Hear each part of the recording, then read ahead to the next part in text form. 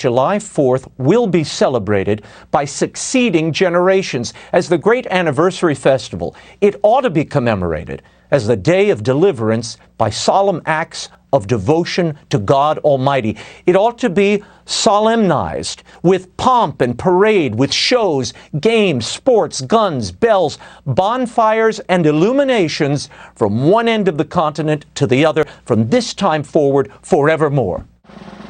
This is the national anthem. We'll let you listen in. What so proudly we hailed at the twilight's last gleaming, whose broad stripes and bright stars. This is mostly a protest. It is not generally speaking unruly. Peaceful protest. Peaceful protesters. Peaceful protest. Peaceful protest. Peaceful protest. Peaceful protest. Peaceful protest. Peaceful protest. Peaceful protest. Peaceful protest. Peaceful protest. Peaceful protest. Peaceful protest. Peaceful protest. Peaceful protest. Peaceful protest. Peaceful protesters. Was still there. Oh, say does that star-spangled banner yet wave o'er the land of the free and the movement of the brave. We want free and open debate, not speech codes and cancel culture.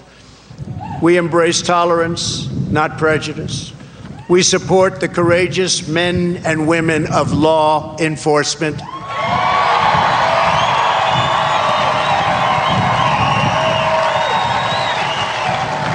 We will never abolish our police or our great Second Amendment, which gives us the right to keep and bear arms.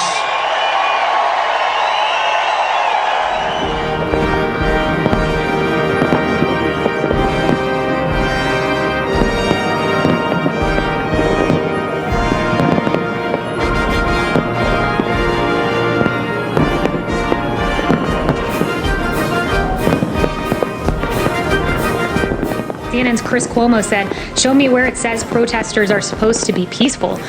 Well, I'd point him to the First Amendment, where it says that you have the right to, quote, peaceably assemble. He should go back and read the Constitution. And I answered your question once, but if you ask it twice, it doesn't make it any better of a question.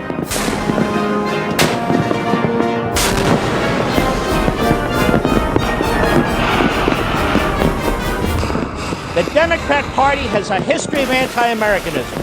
Whether it's slavery, segregation, Jim Crow, it has a history of anti-Americanism, and that includes today. It's just a different ism.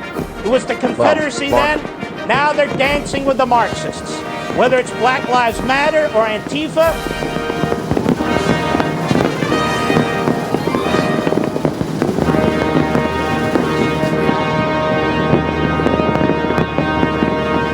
defunding, there won't be dismantling of our police, and there's not going to be any disbanding of our police. Graphic, selectively edited, nearly 8-minute montage of protests from around the country, which he claimed were anything but peaceful, including sound bites from Democrats Biden and Obama.